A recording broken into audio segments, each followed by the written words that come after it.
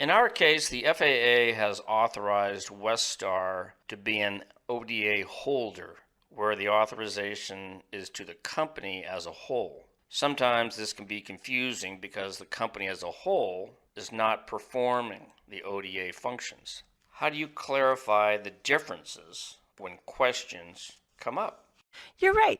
The policy is a bit gray when we're talking about the ODA holder and the ODA unit, which is essentially the compliance assurance department within Westar. The unit is the group of individuals within the ODA that are actually performing the authorized functions. Where we have two small groups housed in Colorado and Illinois, it's a little easier to keep our roles clear, and communication between us is pretty seamless. But there are times when it's not clear if the unit is picking up a holder's responsibility. Do you have any good explanation of the ODA holder's responsibilities?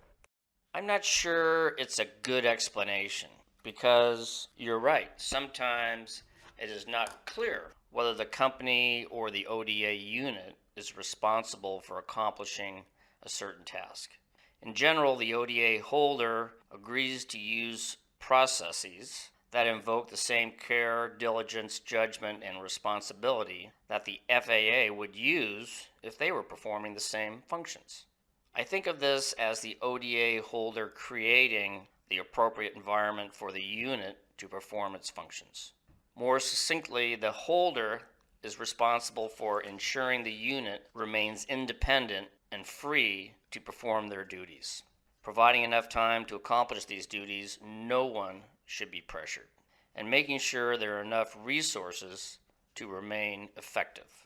Appendix B in the procedures manual is a signed memorandum of understanding that provides more details.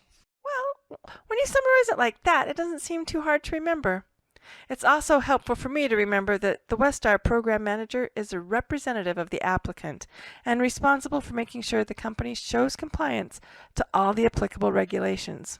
On the other hand, the ODA project administrator is a representative of the ODA unit and is overseeing the project on behalf of the FAA to ensure all procedures in the manual are followed and the unit is able to find compliance to all the applicable regulations.